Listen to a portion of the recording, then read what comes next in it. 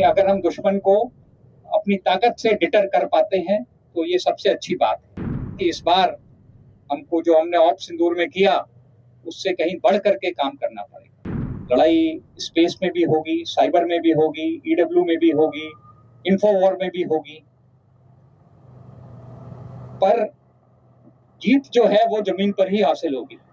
तो जब तक हम जमीन पर कब्जा नहीं करेंगे तो पाकिस्तान मानेगा नहीं कि हम जीत गए हैं। तो अभी हम क्या कर रहे हैं यहाँ पर, ये बहुत छोटे से कम लफ्जों में आप लोगों को बतलाऊंगा। हमारा जो फॉर्मेशन है रैम डिवीजन, उसका यहाँ पर पिछले 1 महीने से ट्रेनिंग चल रहा है और ये डिवीजन जो हमारी वेस्टर्न कमांड की ऑफेंसिव फॉर्मेशन है खड़गा कोर, उसका एक हिस्सा है। यानी इस डिवीजन का मेन मकसद पाकिस्तान के इलाके में घुसकर वहाँ पर दुश्मन को बर्बाद कर और वहाँ पर ऑब्जेक्टिव्स पर कब्जा करना है।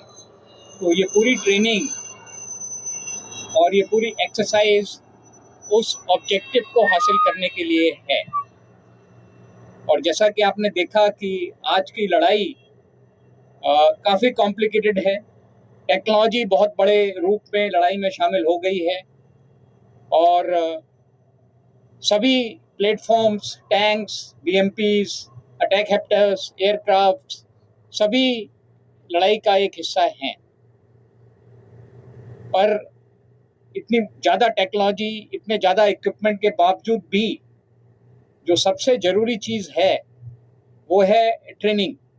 यानी कि हमारी इन सभी हथियारों को, इन सभी टेक्नोलॉजी इक्विपमेंट को इस्तेमाल करने में महारत हासिल करना।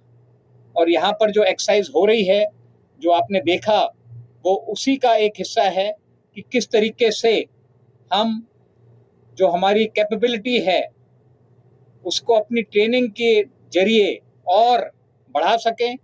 और जो टास्क हमें मिला है, और ये टास्क बहुत महत्वपूर्ण है, आप सब लोग जानते हैं कि ऑप सिंदूर में हमने दुश्मन को बहुत क्षति पहुंचाई थी, बहुत नुकसान पहुंचाया था, पर हम ये भी जानते हैं कि दुश्मन शायद अपनी हरकतों से बाज ना आए और दोबारा कोई ऐसा काम करे कि हमें फिर ऑपरेशन करने की जरूरत पड़े। पर जैसा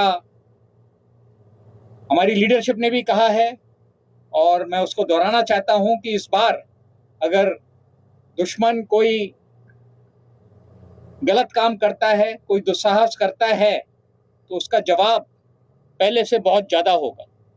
और ये तैयारी उसी के लिए है, उसी जवाब के लिए है। तो एक बार फिर आप सभी लोगों का शुक्रिया यहाँ आने के लिए। और मेरे लिए बहुत खुशी की बात है कि हम गंगा के तट पे खड़े हैं और कहते हैं कि कोई भी काम शुरू करने के पहले सबसे ज़रूरी होता है माँ का आशीर्वाद लेना। तो हम मानते हैं कि गंगा माँ का आशीर्वाद हमारे साथ है, जिस काम के लिए हम तैयारी कर रहे हैं। Thank you very much.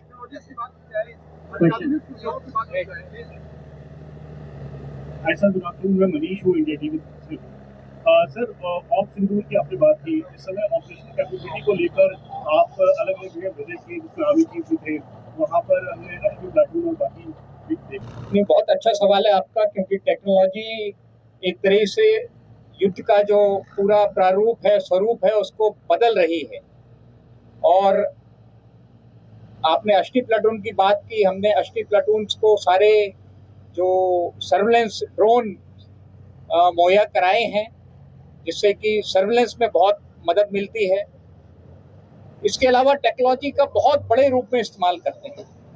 यानी कि कुछ तो आप ग्राउंड पर देख रहे हैं जो इक्विपमेंट इस्तेमाल हो रहा है, पर इसके अलावा सिस्टम्स में भी टेक्नोलॉजी बहुत ज़्यादा है। यानी कि आर्टिफिशियल इंटेलिजेंस का इस्तेमाल करके जो भी सर्विलेंस फीड आ रही हैं, उनको डिसाइफर करना कि कहाँ पर दुश्मन है ज़्यादा तादाद में, कहाँ पर हमको काम करना है। तो कुछ टेक्नोलॉजी जो ग्राउंड पर हमको नज़र आती है, पर बहुत सी टेक्नोलॉजी बैकग्राउंड में भी है जिस पर हम काम कर रहे हैं। पर इसके साथ एक चीज़ और है कि दुश्मन के पास भी टेक्नोलॉजी है। तो अभी हमें जो लड़ाई करनी है वो ये मान के चलना है कि दुश्मन के पास भी ड्रोन्स हैं, उसके पास भी इस तरह की टेक्नोलॉजी है। तो वो भी हमारी ट्रेनिंग में शामिल है कि किस तरीके से हम जो भी ऑपरेशन कर रहे हैं वो ये मान के कर रहे हैं कि दुश्मन भी हमको रात के समय में देख रहा है, दुश्मन भी हमारी लोकेशन को पकड़ पा रहा है अपने ड्रोन्स के जरिए। तो उन सबको मद्देनजर रखते हुए किस तरीके से हम ऑपरेशन करें ये भी हमारी ट्रेनिंग में शामिल है, यानी कि अपनी ट्रेनिंग में अपनी टेक्नोलॉजी से बेहतर काम करना और दुश्मन की टेक्नोलॉजी को किस तरीके से विफल करना है वो भी हमारी ट्रेनिंग में शामिल है। Hello, sir. I'm Kalyan Das from Times of India. Sir, as we can see, this area in which the exercise is being conducted largely depicts the riverside plain areas of Punjab. So, my first question is, what conclusions can we draw from this exercise? And supplementing that question is, could you please cite the reason behind? Okay. And supplementing that question is, could you please cite the reason behind the Western Command conducting an exercise in an area falling under the Central Command? अच्छा, okay. ये पहली चीज मैं आपको बतलाना चाहूंगा कि जो हम एक्सरसाइज करते हैं वो एक ऑपरेशनल टास्क को ध्यान में रखते हुए करते हैं। और हमारा जो पाकिस्तान का बॉर्डर है उसमें कई नदियां हैं, आपको ज्ञात होगा, चिनाब है ऊपर, फिर रावी है, फिर सतलज है। और अगर हमें पाकिस्तान पर ऑफेंसिव करना है तो कहीं ना कहीं रिवर क्रॉसिंग भी इन्वॉल्व होगी। तो ये ट्रेनिंग में हमारे शामिल है कि किस तरीके से हम नदी को क्रॉस करके दुश्मन के इलाके पे कब्जा कर पाएं।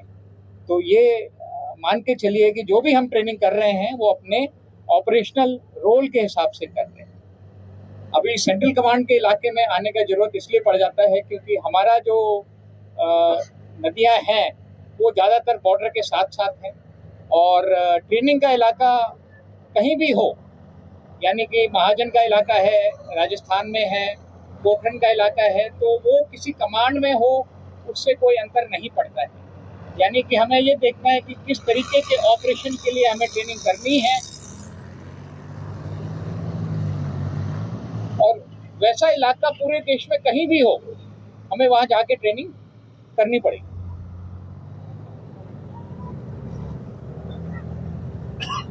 Umesh Srivastava from News 18। Sir, भारतीय सेना समूचे विश्व में अपनी ताकत का लोहा बनवा रही है, अत्याधुनिक सुविधाओं से लैस है। ऑपरेशन सिंदूर में हमने पाकिस्तान को खुशबू पकड़ा दिया और अब जबकि मैं देख पा रहा हूँ कि यहाँ पर इतनी अत्याधुनिक सुविधाओं से लैस भारतीय सेना युद्धाभ्यास कर रही है। ये युद्धाभ्यास यकीनन दुश्मनों के दांत खट्टे करने के लिए काफी है, विजुअल भी काफी है। और आर्टिफिशियल इंटेलिजेंस का इस्तेमाल कैसे सेना कर रही है? नहीं, आपके दोनों सवाल बहुत अच्छे हैं और मेरा ये मानना है कि अगर दुश्मन हमारे इस अभ्यास को देख करके, हमारी तैयारी को देख करके, हमारी क्षमता को देख करके अगर कोई सबक लेता है और दोबारा कोई दुस्साहस नहीं करता है तो ये हमारे लिए बहुत अच्छा है। यानी अगर हम दुश्मन को अपनी ताकत से डिटर कर पाते हैं तो ये सबसे अच्छी बात है। पर अगर वो उसके बावजूद भी अगर कुछ करता है तो फिर जैसा आपने कहा कि इस बार हमको जो हमने ऑप सिंदूर में किया उससे कहीं बढ़ करके काम करना पड़ेगा। और आर्टिफिशियल इंटेलिजेंस जैसा आपने कहा बहुत ज़रूरी है। हम अपने सारे सिस्टम्स में, जो भी हमारे सिस्टम्स हैं, डिसीजन मेकिंग सिस्टम्स हैं, सर्वेलेंस सिस्टम्स हैं, उन सभी में हम आर्टिफिशियल इंटेलिजेंस का इस्तेमाल कर रहे हैं। और क्योंकि इसमें काफ़ी अभी भी स्कोप है तो एक तरीके से ये हमारी जो कोशिश है और ज़्यादा से ज़्यादा आर्टिफिशियल इंटेलिजेंस सिस्टम्स को अपनी इक्विपमेंट में, अपने सिस्टम्स में शामिल करने की वो एक लगातार जारी कोशिश है जो चलती रहेगी आगे भी। Last question sir, good afternoon, करम खुराना, जी न्यूज से। सर, ये जानना चाह रहा था कि हम ग्राउंड लेवल पे तो मॉकड्रिल कर ही रहे हैं, लेकिन सर जो साइबर वॉर भी है, केमिकल वॉर भी है और एआई तो अभी आप कह रहे हैं, सर इनके लिए किस तरह की तैयारी है? नहीं, इसी के लिए साइबर से लेकर के केमिकल, न्यूक्लियर, बायोलॉजिकल सभी तरह की लड़ाई की हमारी तैयारी है। आप ये मान के चलिए कि हमें विश्वास है कि अगली लड़ाई सिर्फ एक डोमेन में नहीं होगी, मल्टी डोमेन ऑपरेशंस होंगे। लड़ाई स्पेस में भी होगी, साइबर में भी होगी, ईडब्ल्यू में भी होगी, इन्फोवॉर में भी होगी। पर जीत जो है वो जमीन पर ही हासिल होगी।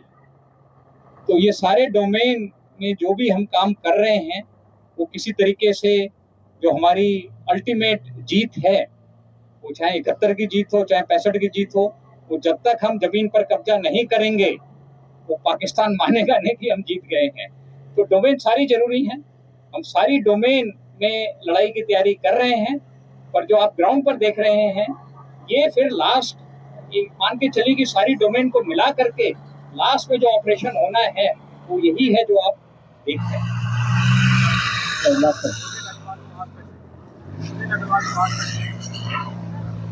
मैं जानना चाह रहा हूँ AI आने के बाद से कितने सैन्य बल शामिल हैं इस ट्रेनिंग में? मुझे जानना चाहता हूँ कि AI आने के बाद से सेना के लिए मुश्किल बढ़ी है कि आसान हुई है? ये आपका बहुत अच्छा सवाल है, क्योंकि AI, जैसा मैंने कहा कि टेक्नोलॉजी जो हम हासिल कर रहे हैं, हमें पता है कि हमारा दुश्मन भी वो टेक्नोलॉजी हासिल कर रहा है। और इसलिए ज़रूरी है कि जब हम टेक्नोलॉजी को अपने सिस्टम में शामिल कर रहे हैं तो हम इस चीज़ को भी ध्यान में रखें कि किस तरीके से दुश्मन जब इस टेक्नोलॉजी को शामिल करेगा तो हम किस तरीके से लड़ाई लड़ेंगे। पर AI आने से हमारे सिस्टम्स में बहुत सहूलियत हुई है। डिसीजन मेकिंग से लेकर के सर्विलेंस रिलेटेड जो भी सब्जेक्ट्स हैं, जो भी हमारे सिस्टम्स हैं, उसमें आर्टिफिशियल इंटेलिजेंस एक आप कहिए कि फोर्स मल्टीप्लायर है, कैटलिस्ट है। और इससे हमारी जो लड़ने की काबिलियत है उसमें इजाफा हुआ। Times of India, I hope Hindi was all right, or you want me to reply in English? No, it's all right. Yeah, okay. Sir विश्वास सर, जय सर। Yeah. सर मैं न्यूज़ इंडिया से हूँ सर। सर मेरे को ये पूछना है कि जैसे कि अभी विदेशी इक्विपमेंट भी ज़्यादा इस्तेमाल हो रहे हैं, लेकिन अभी डिफेंस की जो ट्रेनिंग चल रही है इसमें जो देसी जो हमारे हिंदुस्तान के इक्विपमेंट है वो कितने कारगर साबित हो रहे हैं या कितने इस्तेमाल हो रहे हैं अभी आपकी ट्रेनिंग? नहीं, आप ये मान के चलिए कि आपने जो इक्विपमेंट यहाँ देखा है वो तकरीबन सारा इंडिजिनस ही है। और मुझे तो ये बताते हुए बहुत खुशी है कि ज़्यादातर ड्रोन्स जो आप उड़ते देख रहे हैं ये हमने अपने सेना ने अपनी वर्कशॉप में खुद बनाए हैं। यानी कि इंडिजनाइजेशन से भी हम आत्मनिर्भरता में हम एक कदम और आगे बढ़ गए हैं कि जो हमारा रिक्वायरमेंट है हम उसको खुद भी प्रोड्यूस करने में सक्षम हो रहे हैं। और ज़्यादातर जो आप हमारा इक्विपमेंट देख रहे हैं, एक तरह से सारा इक्विपमेंट जो है यहाँ पर जो हमने इस्तेमाल किया है वो स्वदेशी है। और हम पूरी तरीके से लड़ाई के लिए हम पूरी तरीके से आप मान के चलिए कि हम आत्मनिर्भर हैं।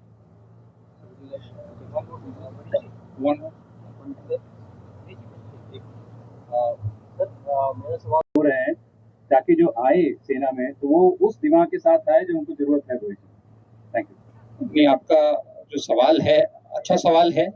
और जो हमारी रिक्रूटमेंट पॉलिसी हैं उसमें लगातार चेंजेस आ रहे हैं कि किस तरीके से हम जो लोग हैं जिनका टेक्निकल बेंट ऑफ माइंड ज़्यादा है, क्योंकि टेक्नोलॉजी काफ़ी हद तक हर क्षेत्र में शामिल हो गई है, तो इसका भी हम ध्यान रख रहे हैं किस तरीके से हम टेक्नोलॉजिकली कैपेबल लोगों को भर्ती कर पाएँ। बहुत सारी, ये पूरा एक अलग विषय है, बहुत विस्तार में इसमें बात नहीं कर पाऊंगा। होम एंड अर्थ में भी हमने कोशिश की है कि हम टीए में, होम एंड अर्थ में भी कि हम टेक्नोलॉजिकली क्वालिफाइड लोगों को फौज में ले सकें। पर ये एक मेजर चैलेंज है और हमारी रिक्रूटमेंट पॉलिसी में जो जरूरी बदलाव हैं इसके मद्देनजर वो किए जा रहे हैं। Sir one last question. Sir नमस्कार, मैं रोहन कुमार .com से। सर मैं आपसे ये पूछना चाहता हूँ, ऑपरेशन सिंदूर के अंदर तो महिलाओं की भागीदारी दिखी है, लेकिन ये जो आपकी एक्सरसाइज चल रही है इसमें कितनी महिलाओं की भागीदारी है? बहुत अच्छा सवाल है। अभी कई महिलाएं जो आपने नहीं देखा, क्योंकि सब लोगों को आप नहीं देख पाते हैं, और जो हमारे सपोर्ट आर्म्स हैं और लॉजिस्टिक आर्म्स हैं उसमें जो महिला ऑफिसर्स हर जगह मौजूद हैं। पर क्योंकि जो आप देख रहे हैं वो सिर्फ फाइटिंग आर्म्स का ऑपरेशन देख रहे हैं, पर महिलाओं की बहुत बड़ी भागीदारी है जहां भी वो शामिल हैं फौज में, और बहुत नंबर्स धीरे धीरे उनके बढ़ रहे हैं। धीरे धीरे उनका जो कोटा है फौज में आने का वो बढ़ रहा है, और हर ऑपरेशन में मुझे पूरा विश्वास है कि महिलाओं की और ज़्यादा भागीदारी है।